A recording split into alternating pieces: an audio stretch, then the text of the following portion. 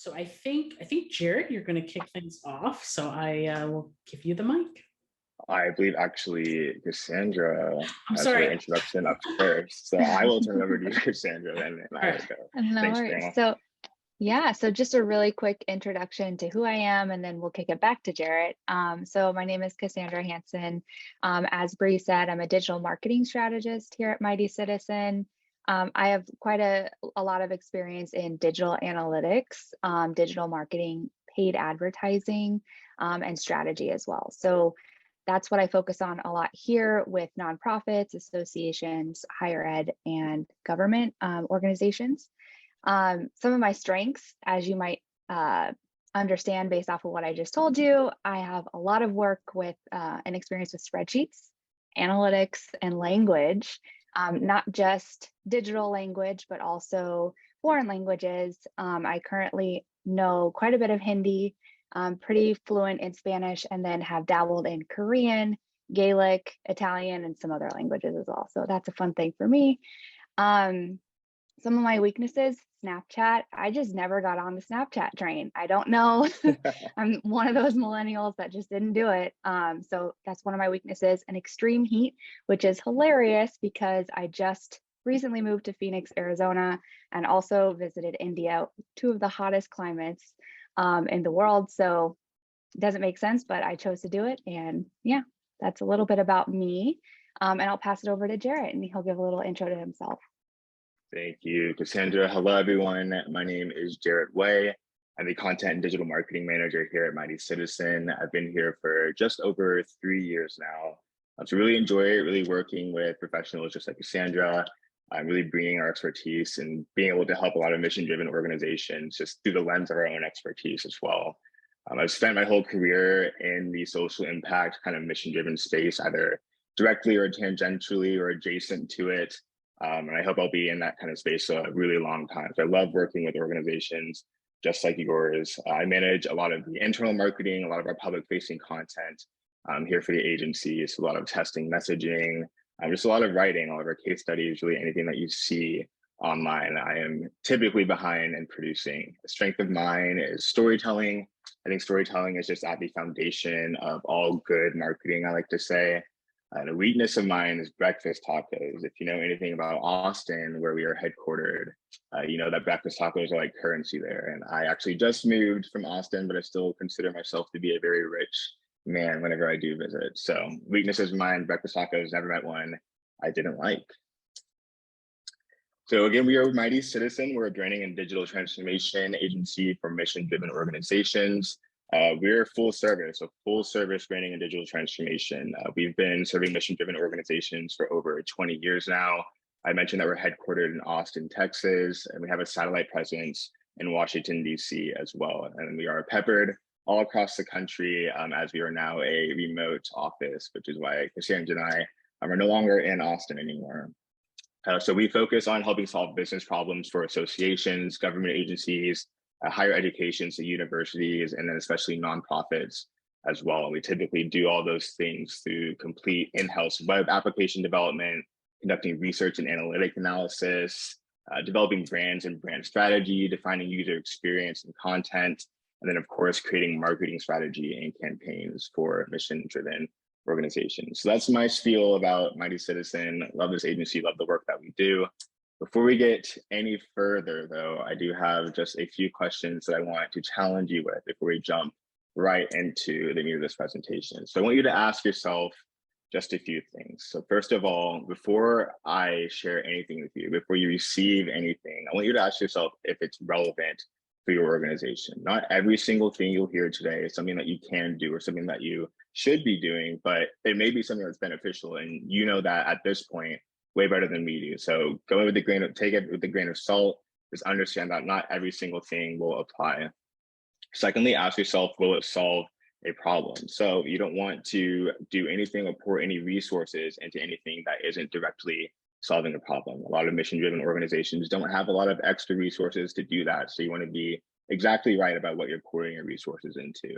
And then lastly, to ask yourself, do we or will we have the infrastructure or the resources in place to effectively implement this? Marketers are being asked to produce more content, more work, more campaigns than ever. before, but often the teams don't have the tools or the skills or the resources to actually put these processes into place. So make sure that you're asking yourself if you actually have the bandwidth to really implement what we are talking about today. And even if you don't, that's okay. It should be something that's aspirational for you, but don't feel like you have to do everything immediately. So with that said, I will turn it right back over to Cassandra to jump into the first topic, which is Google Analytics, GA4 specifically. So I'll turn it right over to you. Yeah, thank you. All right, so we chose GA4 as the #1 topic to discuss today. If you remember those 3 questions that Jarrett just asked you to ask yourself, is this relevant? Well, I personally think GA4 is relevant to all of you and every organization because the sunsetting of universal analytics is going to affect pretty much everyone. So that's why we listed it here #1. And just to get us kicked off with this, we've got a poll for you. So Bree is going to go ahead and open that up, and we should start seeing some results. So just want to kind of get a feel for the lay of the land, how everyone is feeling about GA4. Answer A, if your organization has already moved to GA4. B, if your organization has a plan and date to move. If you've started conversations about moving to GA4, answer C. Or if you don't even know what GA4 is, that's totally fine. We have that. We notice that a lot too. Just go ahead and answer D for that, and we'll get that answered. We've got about 68% of people have responded so far. So I would say, just to give you a kind of look into what we see with our clients, most of our clients usually kind of fall in the range of C. They're just starting to have conversations about GA4. They know what it is. They received an email about universal analytics sunsetting, but they haven't quite figured out how they're going to tackle it yet. So if you're in that range, totally okay. All right. So I'm just going to go ahead and read off the responses. So we've got about 61% of people asked, what is GA4? And that's totally expected. I figured most people would probably be there, and that's good because we're going to discuss it today. And just about 27% have started to have conversations about GA4. So it sounds about right to me. So great. So just to give you an update, so as I mentioned, universal analytics has been the standard for Google Analytics for many, many years. It's what you all are probably used to if you've ever gotten into Google Analytics, or maybe your dev team or your tech team has talked about Google Analytics. They're most likely referring to universal analytics. Google has decided that they will sunset universal analytics July 1 of 2023 because they're rolling out a new product, GA4 or Google Analytics 4. So there are some key differences between the two products.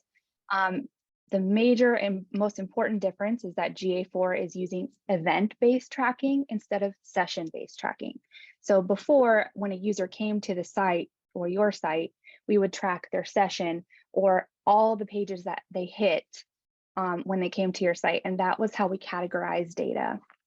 Now, when a user comes to your site and you're using Google Analytics 4, Google Analytics is going to measure and categorize data based off of events. So these are things like clicking a page, downloading a file, interacting with the video, any type of event you set up on your site. So that's how it's categorizing data differently. And it's just much more powerful for us to view data in the background.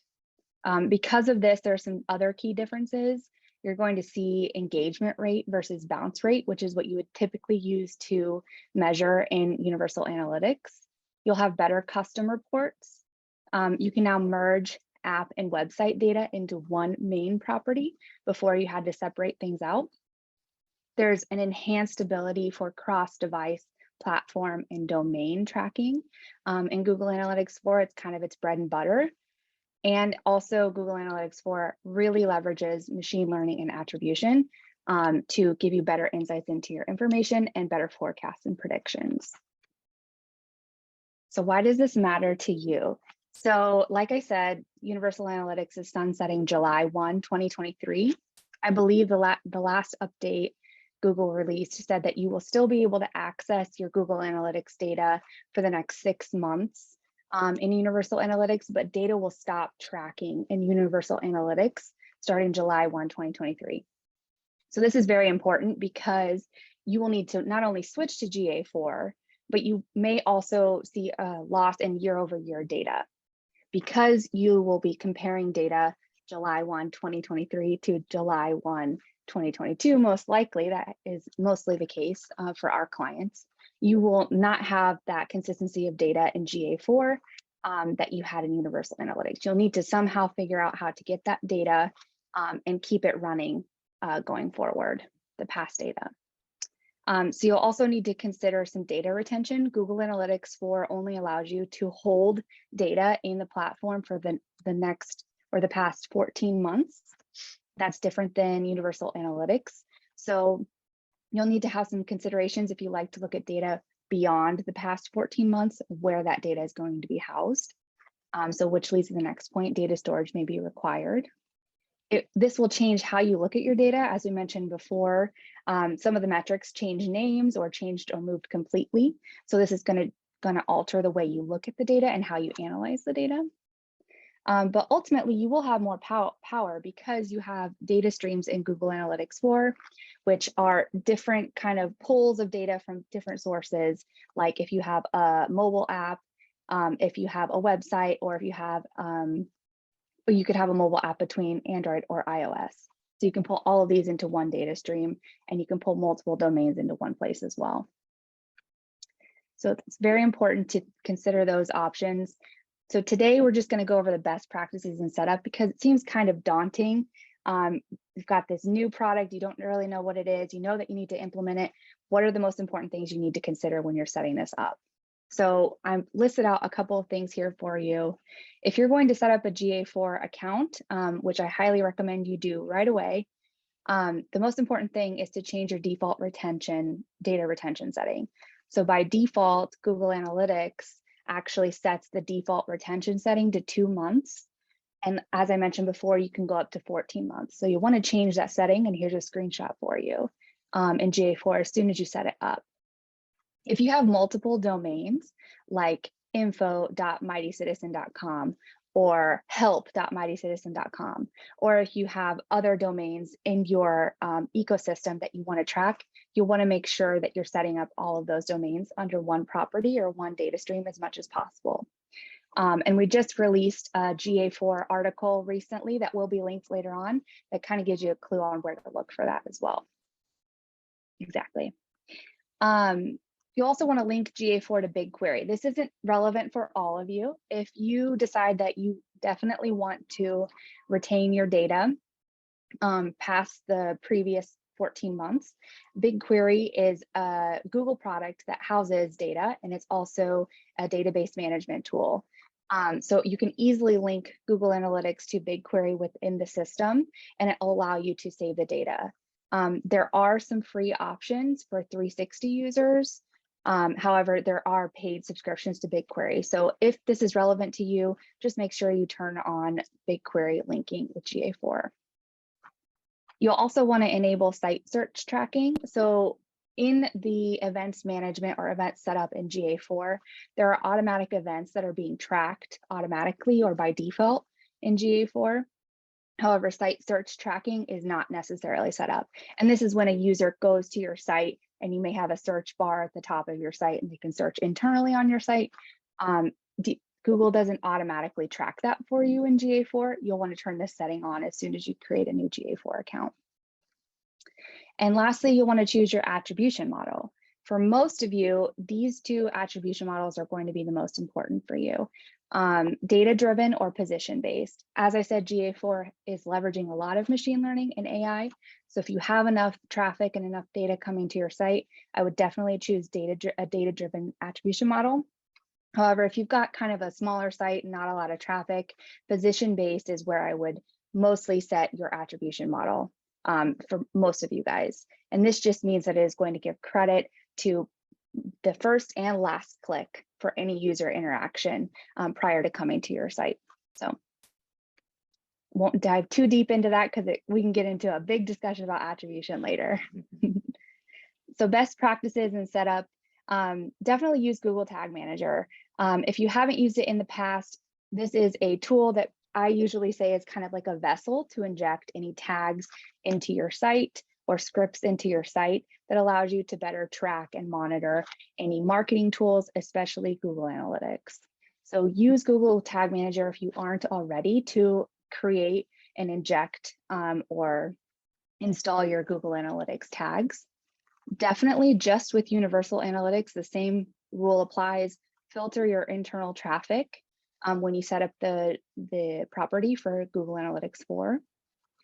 Create custom events and dimensions. Again, we just released a new article about this. So there is a link that you will be provided with at the end of this presentation. So you can go and look more about that. But definitely if you have any specific events, like I said, resource downloads, maybe donations or types of donations and dimensions, go ahead and create those in GA4 when you set up that account. And that may require some enhanced or advanced kind of Google Analytics help when you go and do that. And then connect to any other Google products. So best practice for any Google Analytics setup is to enable Search Console. So this is just getting some insight into your organic search traffic to your site. Connect to any Google Ads accounts that you may be using. And definitely connect to Google Data Studio. If you aren't using this tool yet, this is a great visualization tool for any organization to use to pull in multiple data sources, including Google Ads and Google Analytics, pulled into Google Data Studio and visualize and make charts and dashboards for your team to analyze the data. So you will need to change over that data if you are using Google Data Studio already for Universal Analytics. You will need to make the switch to Google Analytics 4 and change the data properties as soon as you can and as soon as you create a GA4 account. All right, so I just went through a lot and I went through it really quickly. So at the end of these different sections, we've given you a few action items to kind of look at. And these are the most important things we think you should do right after this webinar. So the first thing is to start the conversation with your team now. A lot of you did mention that you don't know what GA4 is or you haven't started the conversation yet. So this is the time to do it. Start reaching out to your tech team, your dev team, your marketing team, and get the conversation rolling on what needs to happen in order to install GA4 so that you can start collecting data right now before the July 1, 2023 deadline. The second step is to create a plan for setup. Include any roll-up properties that you may have and how you're going to handle data retention if you want to keep data past the past 14 months before July 1. Step 3 is to set up a new GA4 account and implement it using Google Tag Manager or GTM. And number 4, change the default data retention and tracking settings as we mentioned in this slide previously.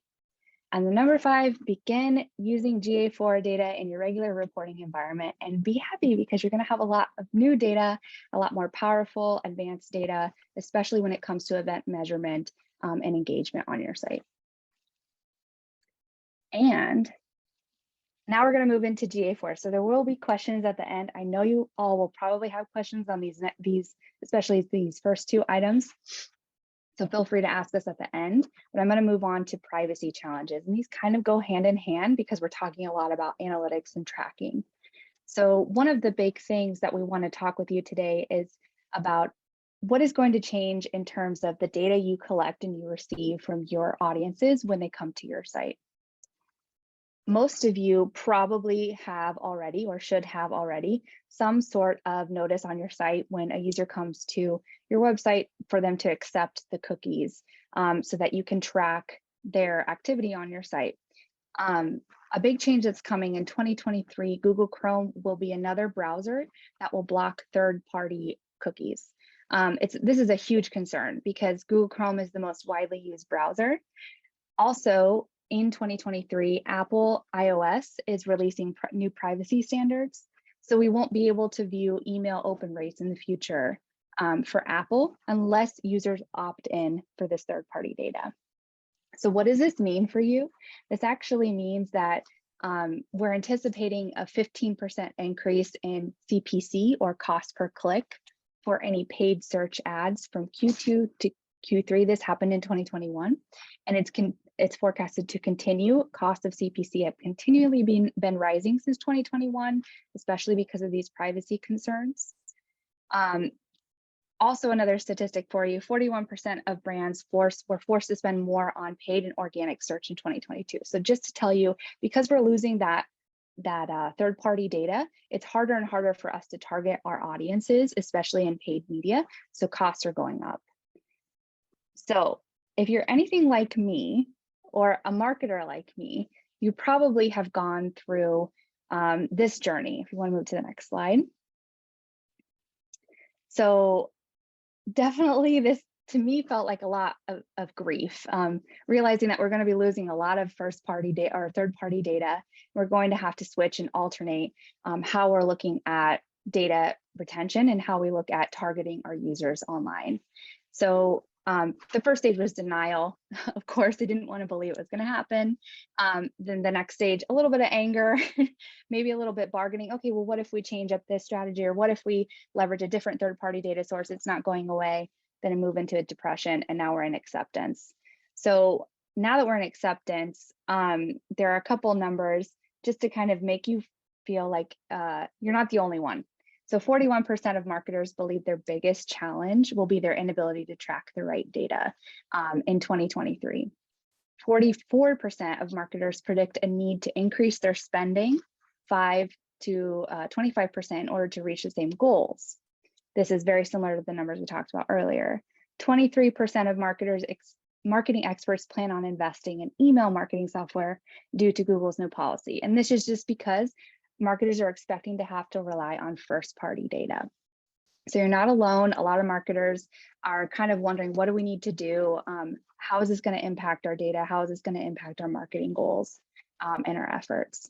So things will never be the same, but there is hope. So as I've kind of been alluding to, what we would really suggest you do is prioritize the first-party data strategy, because we won't be able to rely on those third-party data sources as much.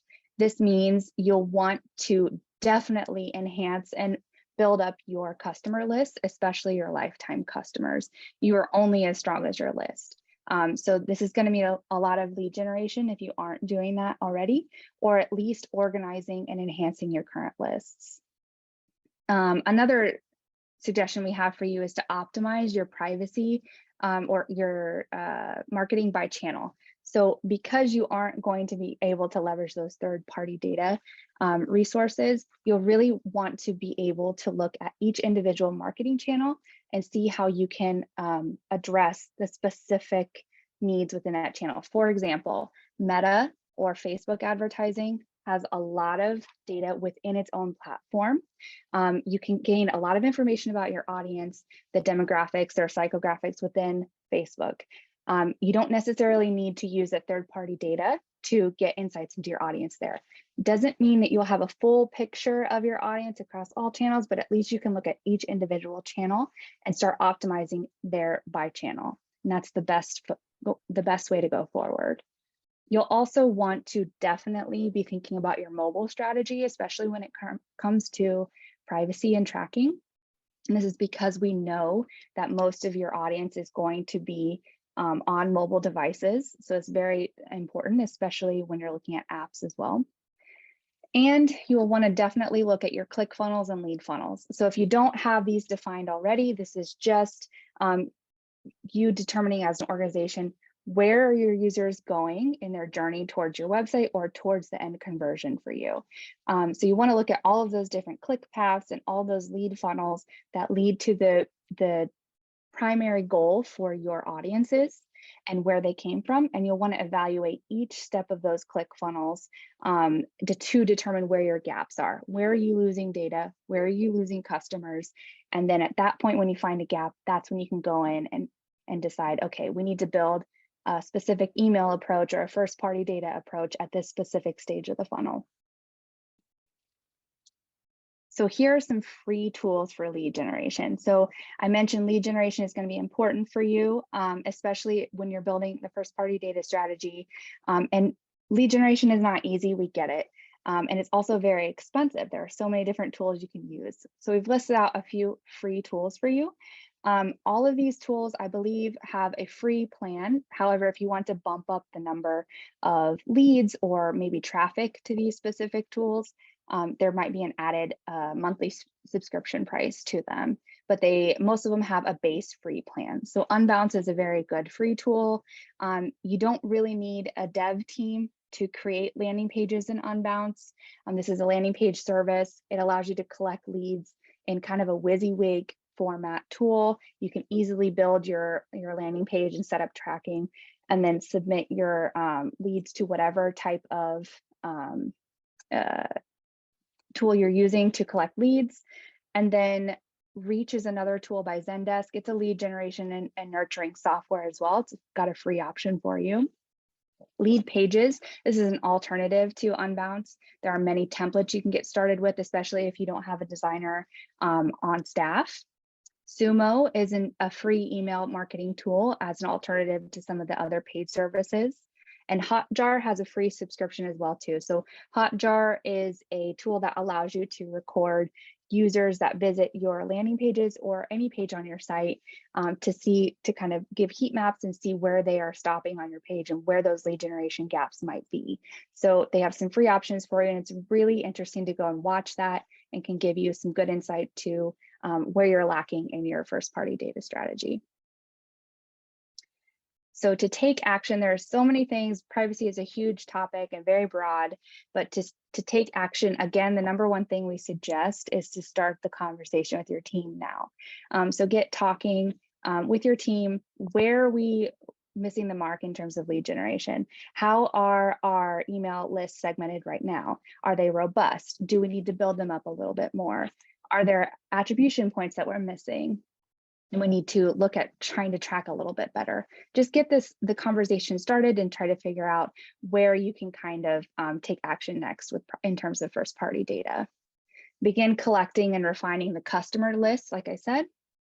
Identify gaps in your current lead funnels. If you haven't got a lead funnel defined, definitely start creating that and figuring out where you need to work on, what stages you need to work on the most. Create a first party data strategy across all necessary channels. And this should be something that should be definitely integrated into your 2023 communications plan. So it doesn't necessarily have to be a separate document, but definitely include in your communications plan how you're going to handle collecting first party data and managing that data, especially when it comes to your marketing efforts. And then number 5, build a plan and implement tools to maintain and update the first party data strategy, because you will constantly need to build these audiences. All right, so a lot of information there. I'm going to hand it over to Jarrett, and he's going to talk to you about site optimization. Thank you, Cassandra. Yes, let's jump right into number 3, which is site optimization.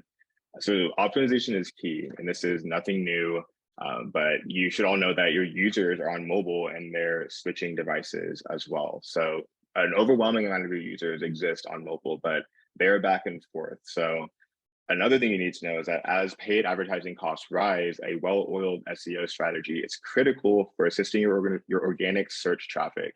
Your site's desktop and mobile optimization scores are affecting your search engine rankings. So that's a long-winded way to say that your site optimization really affects how you rank in search engines. It really affects everything to do with your SEO.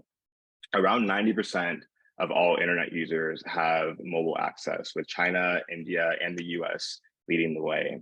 63% of all Google organic searches are from mobile devices. So just think about the implications there for your SEO strategy as well. So optimization is key. It really, really does a lot for your content, for everything that you're pushing out as well.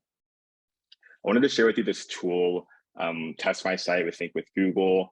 It is a really great tool just to give yourself a snapshot of how your website is performing. So it'll give you a rating. All you have to do is put in your website. So this is AAVSB, which is the American Association of Veterinary State Boards. Full disclosure, they are a Mighty Citizen client. Their rating is good for the website. It says good site start to load in under 2.5 seconds. And then this report will also give you a quarterly trend. So you can see here that it says that this site is speeding up. Your site has gotten 0.1 seconds faster this quarter. So this is a really great tool, Test My Site with Google, just to get a quick snapshot, just to see how your website is performing currently. Some other factors for site optimization. First is that we have speed, especially on mobile. Like I said, how you're performing on mobile really, really matters. it is not enough just to say that your website or your content can exist on somebody's phone. It has to look good on somebody's phone. It has to be just as usable, as helpful, as dynamic as the experience on desktop. So think about those implications for the content that you're pushing out. Your mobile friendliness score as well, all in kind of the same vein. Your technical SEO, so things like your meta tags, your alt tags for accessibility, your images, your video, your link errors, your indexing, your XML sitemap, the types of things that Google actually crawls and creeps to find out how they're going to rank on your website. Things like backlinks as well. So the strength of your backlinks, the quality of your backlinks, all those go into site optimization. We have some SEO tools I wanted to share with you, some easier ones, Google Core Web Vitals, Google Search Console, and HubSpot, if you're familiar. All some really great tools for SEO. And then some of the more advanced ones, which are Web CEO, SEMrush, things like Moz as well. We also have Google Trends, Google Analytics, GA4, like Cassandra said. We are on the cusp of getting people into GA4. It is that time, it is crucial before it sunsets so people can have that year-over-year data. There are a lot of really great tools out there to consider in your site optimization. So here's what an audit can tell you. This is an example of an SEO and technical issues audit on Web CEO. So you can see this main dashboard. It really just gives you a good idea, another good snapshot of how you're performing. So you can see site optimization over time on the bottom, on-site issues over time, as well as the pages in the Google index currently, as well as all this information up top. So Web CEO is a really great tool. We use it here at Mighty Citizen for clients and for our internal team as well. I highly recommend it if you can get on it and get set up.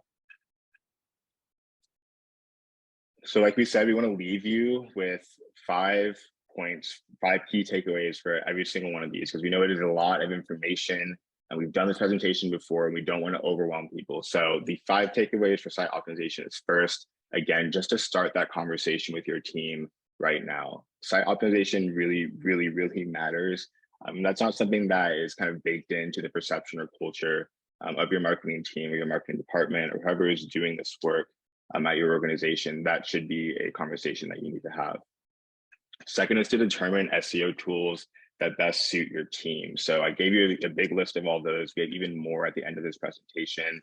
It will be accessible to you, so you don't have to write it all down right now. We have links all in there, but you should find the tools that number one, you can use easily. Number two, that you are able, again, to pour your resources into. You don't want to do anything that's overwhelming. We're not asking you to implement an entire marketing automation platform. We're just asking you to find some simple tools that can really help you right now for some quick wins even. Third is to audit your site's current speed on mobile and desktop. So try to see using the Test My Site with Google, other tools that we've shared with you and we'll share with you. You should have a pulse on how your website is performing both on your desktop and mobile. Fourth is to evaluate your site's current optimization rate and any SEO issues. So you can use a tool like Web CEO to see exactly what's going on with your website, to see any errors that exist, to see exactly how it's indexing on Google currently, just to see if site optimization might be something that's hurting you in the long term for SEO. And then develop an action plan for addressing any known issues and opportunities to increase SEO rankings. So once you start to get into SEO, I always say it really compounds on itself. Once you start to build an SEO program for your organization, it really just takes a little bit of momentum to keep it going, but you have to be consistent with it. So develop that action plan, figure out what resources you actually can pour into your SEO efforts and see if it can really help your site optimization kind of hand in hand as well.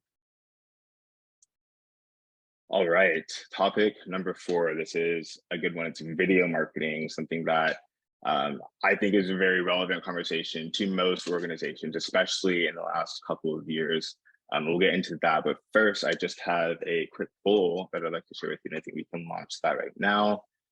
So I want to know if you've already started to integrate some video marketing. So A, tell me if your organization has already started to integrate some video marketing. B, your organization has thought about it. Or C, you don't even know where to start. And I'm very curious what those answers are.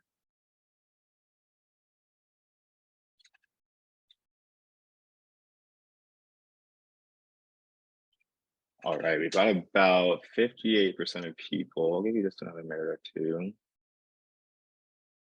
It looks like most people have integrated video marketing, and maybe just under half of participants. And then 35% said they've thought about it or had conversations about it. And then about 20% of participants said that they have no idea where to start with video marketing. And that is okay because you are in the right spot. I want to give you some statistics for video marketing right now because it is at an all-time high. And I personally think the pandemic, just all of us working remotely, most of us working remotely, a lot more of us working in different places, kind of having to adjust our needs for how we produce this type of content has really lowered the barrier to entry for video content. So you can see 56% of users are watching videos every single month.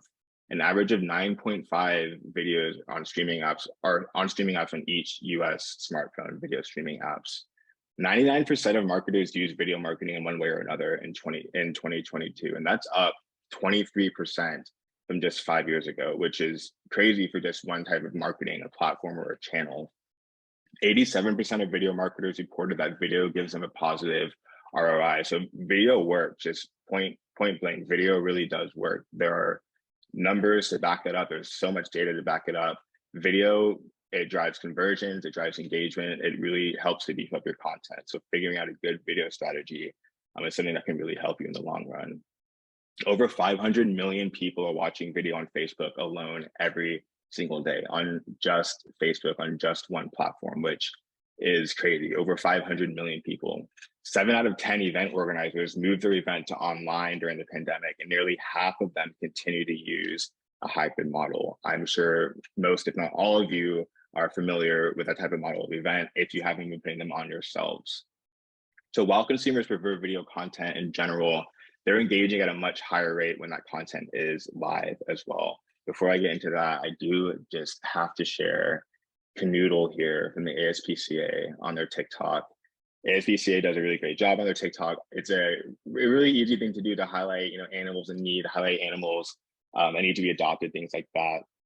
But it's a really cool thing to see the engagement rates for video and to see how it really helps transform people's strategies for their content and their engagement. So video is something that is in right now. It is in the last 5 years, just absolutely blown up. It is probably somewhere you can thrive somehow. So it's just a matter of figuring out what content to put on there. As an example of just one of those hybrids events, I wanted to share this from the American Baseball Coaches Association. You can see this up here at the top in this hero section. The ABCA convention live stream January 7th through 9th of 2022. So they had this live stream kind of in addition with this kind of message to see the full schedule. So hybrid events, they do work. There can be a live element too. There can be a hybrid element, a virtual element to the live element, but that's something that you might want to consider just to drive even more engagement for some of your events as well. All right, so what content should you be producing for video marketing? What are some things that you can consider if you wanted to go tomorrow to start to sit down and flesh out a video marketing strategy? First of all is live stream. So think about the things that you do as an organization, and even if other organizations do it, it's not unique to you, it still tells a story about what's going on behind the scenes, right? So things like mail kit productions or AMAs, Ask Me Anything series. So just opportunities for people to really see kind of behind the smoke and mirrors. We always say you're trying to build affinity for your organization. You're trying to really humanize the work that you do and highlight the fact that it's real people doing this really important work for a mission-driven organization. So putting that front and center is a really great way to really just drive some engagement. You can leverage live events and even partnerships as well. User-generated content is huge. I was just talking with a friend at another agency about this the other day. There are so many brands, so many organizations that have so much user-generated content that they just leave untapped because they might not have the process for integrating it or publishing it. But it's something that you should look into, especially if you are an organization that has a large following or people with a lot of affinity for what you do, even if it's not a lot of people. You can still highlight that in the content that they're producing as well. And they also want to consider where your younger audiences might be. And this isn't for everyone. Not every single one of you has audiences that are on these platforms, but these are emerging platforms for younger audiences. So things like Instagram Reels, Facebook stories, YouTube shorts, and TikTok, all of those things are emerging platforms, and a lot of people and a lot of the younger generations are on them increasingly. So you may find that there is an appropriate channel for you in those, or platform in those for you, but if not, that's okay. And that's something that you should know about yourself, and you'll be all the better for knowing that about yourself. Some considerations for video production. You want to produce short, high impact videos. We are dealing with on average, I believe, 8-second attention span for the average adult American. And just to give you comparatively, the goldfish has, I believe, a 9-second attention span. So with the advent of the internet, you need to be short, you need to be quick, useful, valuable. So short, high impact videos. We also want to make them vertical more often than not. Think about how you're using your phone. You're probably not often, and I would imagine the data supports this, using it in landscape mode. You're scrolling, you have it just like this, you're using your thumb going up and down. You want your videos to be compatible with that immediately, so there's not more work for the user to consume the content. Silent video with captions works really well. If someone can scroll in their feed while they're doing something else, being distracted from something else, even they're not even having the audio, but if they can see or hear, not even hear, if they can see or read what's going on in the video without having to hear it, then that's just another opportunity for them to engage with you where they might not have otherwise. So if you're able to get captions in your video, that's also a thing for accessibility as well, is to be able to provide captions and closed captioning, things like that. There's a lot of accessibility when it comes to video production. That could be an entire other presentation. We do have resources on accessibility at Mighty Citizen in our tools, and I would love if you would access those if you're curious. Let's jump into YouTube advertising. So YouTube, I mentioned Facebook. There are 500 million users watching video on Facebook every single day. YouTube is one of the fastest growing viewership channels, with 81% of adults in the US having the YouTube app. YouTube ads perform more successfully than TV and radio commercials, with over 3 billion views per day. Mobile advertising is 84% more likely to grab consumer attention than TV ads.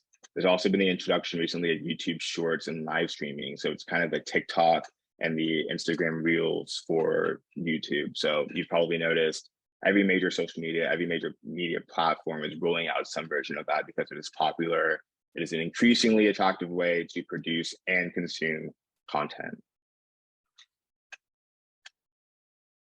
The types of YouTube ads that you can be producing. And I want you to really pay attention to this because, again, not all of these will apply to something that you can do as an organization or should do as an organization, but maybe one of them is the right one for you. So the first one is skippable ads. So these play either before video or during it. They're a minimum of 5 seconds, and then the viewer can skip the ads. The only requirements for the video that you use is it has to be a minimum of 12 seconds and a maximum of 3 minutes. The perks for a skippable ad is that you only get charged when someone watches at least 30 seconds of the ad or the entire ad, or if they click on the ad. We also have non-skippable ads. So these come right before a video or during it. That's the same, but there's just no skip button at all. 76% of people skip the ads on YouTube. So the non-skippable ad is the best to raise awareness if that's what you're looking for as an organization. These charges are incurred per impression, so per impression for the ad. On the right here, this third one, you have bumper ads. These are 6-second non-skippable video ads that play right before an actual video. So the perks for these bumper ads is that they convey a pretty simple message and they can help get across awareness pretty easily. You don't have to produce a big long video in order to have a successful bumper ad. Google analyzed 300 bumper ads and found that 90% of them created a big lift in ad recall. So people recalling the ad that they saw, which is a really powerful statistic. So bumper ads really do work. Bottom left, you have overlay ads. So these are banner ad overlays that pop up during a video from a channel that's decided to monetize. So the perks here is just simply that it's low production. It can be an image, it can be some text, it can be a button to click to your website. You can also just charge money on a cost per click basis for these as well. Lastly, we have display ads. So these are traditional display ads on the right side of the results while the video is playing. Perks of these, again, it's low production. It can be an image, a text, button, anything like that that just goes to your website. And again, these are charged on a cost per click basis as well. So again, you may have content or you may have ideas that would do really well in one of these, or maybe multiple of these. And I invite you to consider them, test them, and really refine your strategy here if YouTube ads is something that you think you might want to do for your organization. I would be remiss if I didn't talk about TikTok as a platform in video marketing. You've heard of it, I'm sure. It's a trending platform for influencers. There's over 1 billion active users on TikTok. Currently, 167 million videos are watched in 1 internet minute on TikTok. And as a card-carrying millennial, that is wild to me.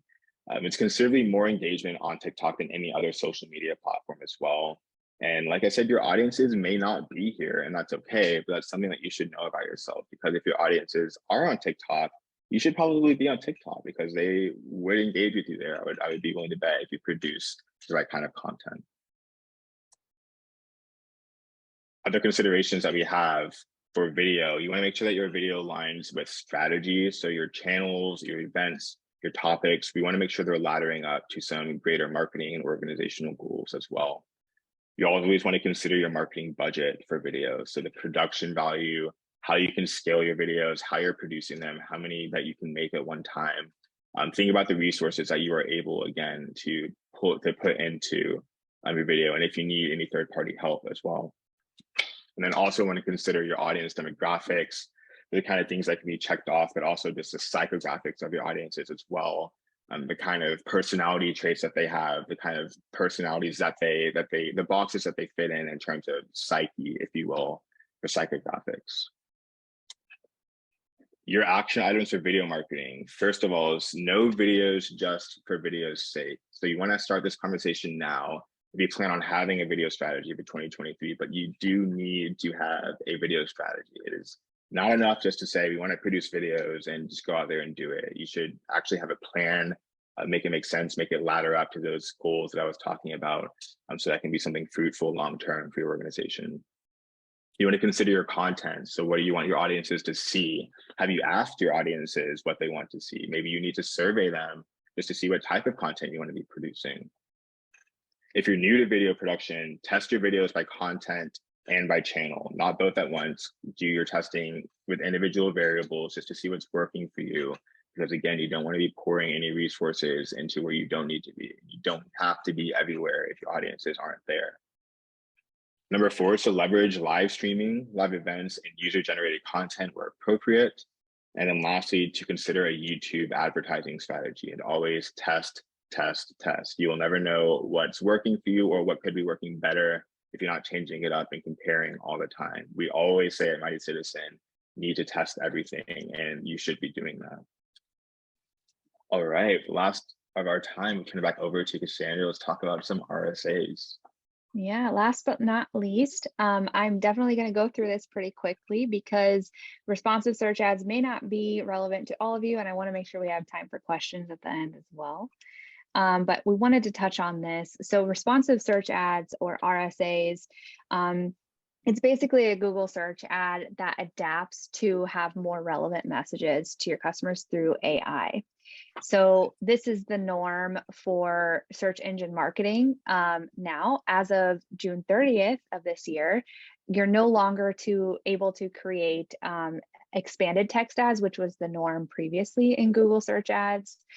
So the standard will always be responsive search ads going forward. So this is just something to note. If you do have a search campaign running, you will need to adapt to using responsive search ads if you create any ads as well. So the good thing about responsive search ads is that you let AI do the work for you. So the next slide actually will show you the inside of creating a responsive search ad. So what's cool about this is that you can use up to 15 headlines and 4 different descriptions per ad. So you basically create one campaign and you only have one ad, usually an RSA ad in that campaign, but the ad has so many different possibilities. So if you're a data nerd like me, you would have calculated out that that means 43,680 different permutations or combinations of ads based off of those headlines and descriptions. So you punched the numbers. yes, I did. So we do have resources, yeah, with Google Ads. We can talk about that after, for sure.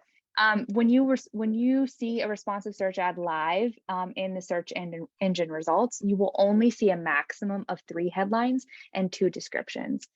So keep that in mind. If you do put in 15 headlines and 4 descriptions, you're not going to see all of them at once. You're going to see combinations of them. So some benefits is that you get to test different headlines and descriptions or value props. Google Ads will automatically use that AI to learn which combinations perform best and continue to show those results or those ads in search results. You can tailor your headlines and descriptions to certain locations or keywords, and we can definitely talk about that later. You can pin certain headlines to certain parts of the ad. So say you want to have your brand name, like we want to have Mighty Citizen always in the headline, I can pin that headline in and it will always show no matter the combination that Google Ads serves. You'll be able to compete in more auctions and queries this way because you have more headlines that are relevant to the search terms. And it is shown that RSAs have a higher click-through rate of about 5 to 15% increase compared to expanded text ads, and conversion rates have a 7% increase. So very beneficial to start using RSAs and learn what they are. So really quick, the actions we want you to take, we want you to just audit your current search ads and see if you need to upgrade them. It's always a good idea because you will see higher click-through rates and conversion rates with RSAs. If you've got regular ads still in your campaign, just upgrade them to responsive search ads. It's really easy to start setting those up. If you're looking at creating new search campaigns and you haven't started before, identify your top keywords and CTAs or call to actions to incorporate in your RSAs. Work with your team to create a series of headlines and descriptions. So you'll definitely want to kind of lay those out specifically ahead of time. Determine the need for dynamic content. So do you want to make sure you're pulling in a specific location based off of the user and where they're located? Do you want to pull in specific keywords that the user made when they're looking for your search result into the headlines or descriptions? And then lastly, create an RSA campaign and evaluate which headlines and descriptions are working best. Google Ads should do this for you. But this information should definitely be helpful in any other marketing you're using because it's content that you can use elsewhere in Facebook ads or other types of advertising. Some honorable mentions that didn't quite make the list, but we wanted to just briefly talk about. First of all, is the metaverse. Marketing technology will always drive marketing forward, and we should always consider how it will interact with other technologies. So it's really important just to keep an eye on things like metaverse. We also have influencer marketing as well. Kind of the medium that is, the channel, the power that it has that you can leverage if appropriate for your organization. Social impact as well. So specifically, increase in search around things like sustainability, around diversity, equity, and inclusion, and how you should be showing up in those spaces if appropriate for your organization. Use of AI, artificial intelligence, as well as machine learning, specifically in things like chatbots for your website, kind of offloading the influx of questions that have to be dealt with by customer service or salespeople. NFTs, there's also LinkedIn as well. LinkedIn is one of the fastest growing platforms for a good reason as well. There's a lot of innovation going on LinkedIn. There's a lot of conversations that you could be a part of, especially in terms of your marketing strategy as well. So think about how you're existing on LinkedIn. We mentioned some external resources. Again, these are all linked. You will have access to these slides, but this is most of everything that we have mentioned in this presentation, as well as just some other supplemental resources, articles, tools that we wanted to get in front of you. I also do just want to briefly mention the Mighty GPS, which is our 10-minute self-assessment to measure your organization's marketing maturity. We launched this back in February of this year. This is a free tool for mission-driven organizations. It takes less than 10 minutes just to see a good snapshot of where you are in your marketing effectiveness journey. It also will provide you with a lot of great tools, a customized report, just to be able to get you from point A to point B across 6 different categories of the key categories of marketing operations. So wanted to mention that real quick. You can find it at themightygps.com. Takes less than 10 minutes to fill out. You get a lot of great resources tailored straight to your organization from it. We mentioned this is the second webinar in our 3-part webinar series. You can catch how to build your 2023 communications plan on October 27th. That is a really popular webinar. People get a lot out of it. So we hope I know we'll see you there. If you are registered for this webinar, you are registered for that webinar as well. So you should have the links ready to go. I want to thank you all for attending today. You can get the slides, like I mentioned, with all of these links for the resources at mightycitizen.com/digital-marketing. Again, mightycitizen.com/digital-marketing. All of our tools are there. I know we have just a little bit of time left. I want to turn it back over to Brianna. I think we might have some questions you want to get to. Thank you all. Yeah, we have a few questions, and if y'all are willing to hang on just a few minutes over, we can answer a few of them. One of the first questions is, if I haven't ever used Google Analytics, is there a way to switch to GA4 early if I wanted to get started? Or how would you, what would you do if you weren't switching? Yeah, definitely. So Google makes setting up a new GA4 account very, very easy. So if you've never even had a Universal Analytics account or GA account in general, it's a very similar process. You just log into your master kind of Google account, and you go into Google Analytics, and it walks you step by step how to do it. So I would definitely recommend starting there, and they will give you the option to implement manually or through Google Tag Manager. So I highly recommend you use Google Tag Manager to implement any of your codes or your scripts when you're installing GA4. But they make it really easy for you to just kind of go through and set that up. And we do also have, I believe, an article linked, right, for setting up a GA4 account too as well that you can reference. Yes. So you should be able to follow that, and hopefully that's helpful. That's in that link. There's a couple of GA4 articles. How much would you, it's kind of a follow-up question, how much time do you estimate it would take to set up GA4? For the base setup, I would give yourself an hour just to set it up. If you want to do any advanced filtering or custom dimensions or events, it takes a little bit more knowledge and a little bit more education on how to use Google Analytics, and that might require extra resources. So give yourself a few hours to do that as well. Okay, great.